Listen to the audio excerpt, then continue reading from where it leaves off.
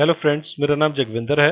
चलिए इस वीडियो में हम जानते हैं एक्सचेंज सर्वर 2010 में जर्नलिंग के बारे में। आजकल के ऑर्गेनाइजेशंस चाहते हैं कि जो उनके users day to day basis पे जो कम्युनिकेशन करते हैं आपस में या बाहर की दुनिया से, अपने क्लाइंट्स के साथ, पार्टनर्स के साथ, उस सब का एक रिकॉर्ड रखा जाए।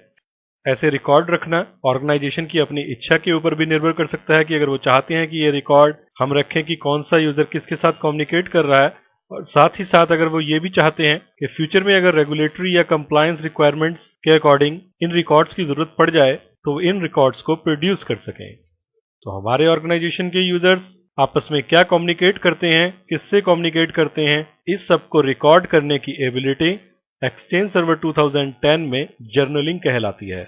यानी कि हमारे ऑर्गेनाइजेशन में ईमेल्स के थ्रू क्या कम्युनिकेशन हो रहा है उसे रिकॉर्ड किया जा सकता है थ्रू जर्नलिंग। और ये जर्नलिंग हमारे ऑर्गेनाइजेशन की ईमेल रिटेंशन और आर्काइवल स्ट्रेटजी का पार्ट भी हो सकती है। इसे परफॉर्म करने के लिए जर्नलिंग एजेंट की जरूरत होती है, जो कि एक टाइप का ट्रांसपोर्ट एजेंट है।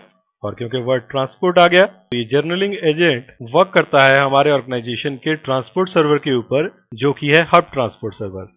क्योंकि कोई भी ईमेल मैसेज अपनी प्रोसेसिंग के दौरान कम से कम एक बार जरूर हब ट्रांसपोर्ट सर्वर के थ्रू गुजरता ही गुजरता है, यानी कि उसके थ्रू पास होता है।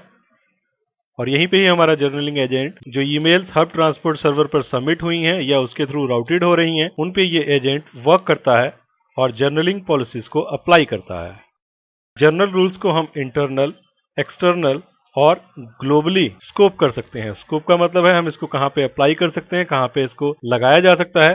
तो जैसा कि थोड़ा सा आपको नाम से ही आइडिया लग रहा है, इंटरनल का मतलब है कि जर्नल रूल्स हमारे ऑर्गेनाइजेशन, हमारी इंटरनल ऑर्गेनाइजेशन के जो रेसिपिएंट्स हैं वो क्या मैसेजेस सेंड कर रहे हैं और क्या मैसेजेस रिसीव कर रहे हैं, उसके ऊपर हम एक जर्नल रूल अप्लाई कर सकते हैं। और एक्सटर्नल जस्ट इससे रिवर्स है, यानी कि एक ऐसा रूल जिसका टारगेट होगा हमारे ऐसे रेसिपिएंट्स जो हमारे खुद के ऑर्गेनाइजेशन का पार्ट ना होके ऐसे मेल बॉक्सेस होंगे जो बाहर किसी ऑर्गेनाइजेशन या इंटरनेट पे किसी होस्ट या रेसिपिएंट को या यूजर को भेजे गए होंगे, या बाहर से कहीं से मैसेजेस हमारे ऑर्गेनाइजेशन में एंटर हो रहे होंगे। तो ऐसे जर्नल रूल्स को स्कोप किया जा सकता है एक्सटर्नली भी, और ग्लोबल दोनों का मिक्सचर होता है, यानी कि इंटरनल और एक्सटर्नल को मिला के जब हम सभी टाइप के मैसेजेस जो हब ट्रांसपोर्ट सर्वर से पास होंगे उनके ऊपर अगर हम रूल अप्लाई कर दें तो उसे हम ग्लोबल स्कोप कहते हैं।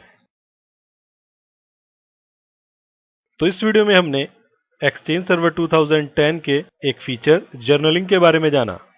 नेक्स्ट वीडियो में हम जर्नलिंग रूल क्रिएट करना सीखेंगे। तो इस वीडियो में इतना ही। Thanks for listening.